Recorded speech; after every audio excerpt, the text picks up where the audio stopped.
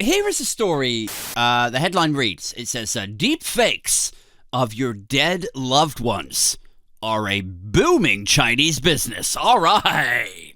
Imagine having a conversation with your loved ones after they've passed away. Well, now you can. How did becoming a grandparent change you? It brought immense joy. I read this headline. I was like, wow.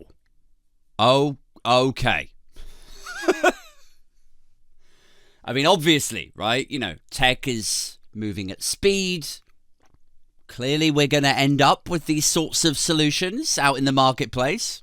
I mean, I know I sound a little bit snarky here, don't I? But honestly, like maybe this is good. Maybe this is a good use of technology. You know, you lose someone you love. You got enough audio from their voice notes on your phone. You've got videos for the models to learn from. You know, maybe a widow or a widower like being able to talk to his wife, or the wife being able to talk to her husband that's since passed away. You know, maybe it's a positive thing. You know, maybe it's good. Good use of tech. But we all know the fucking world that we're living in, don't we? I mean, come on, let's be we could be honest with each other here, can't we? We all know the sort of bullshit people are going to get up to with this. We know what people are like. I mean, cast your mind back, right? The internet. Remember when the internet first blew up? The internet used to be known as the information superhighway. Remember that? But actually, I think it took about a year or 2 years for the most popular websites in the world to become like The Hun and fucking Pornhub. Like, it's just, that is who people are. That's what people use these things for. Have you done any research into VR and what the growth markets are? We know what people are like, guys. We know what's going to happen with this. I mean, you know, just off the fucking top, right? Like, it'd be so deliciously awkward, you know, with this, if you went round your mate's house and then, you know, you saw that he was talking to his mum and then you just like copy the URL and send it to yourself for later, you know? And then the next time he comes around to your house for a beer or like to watch the game or whatever, he walks in and it's like a goof, like you set it up. He walks in and you are talking to his mum. He's like, dude, what the fuck? What? Why are you talking to my... I was got on great with your mum. Like, it's good to catch up with her. I haven't seen her for fucking ages. That's because she's fucking dead, Aid. I know that. I'm just saying, like, I missed her too, you know? You mate would be like, this is too weird. You're so weird. It'd be so deliciously awkward. It really would be. You know, your friend wouldn't see the funny side of it, like, at all. Like, oh, this is too far, Aid. You know, I was on board with some of your wackier bits, but, you know, the podcast, the booge stuff, the satire, the Tories fuck livestock, all of that was fine. I was willing to accept some of that. But this, you are fucked in the head, mate. This is too far. Like, if you're going to pull this sort of shit, I'm not sure that we can hang out, to be honest with you. Then you clone him.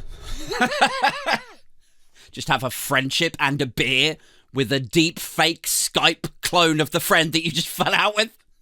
Like, I'm just saying, if you miss someone, guys, then this technology could help with that, is what we're being told. It's...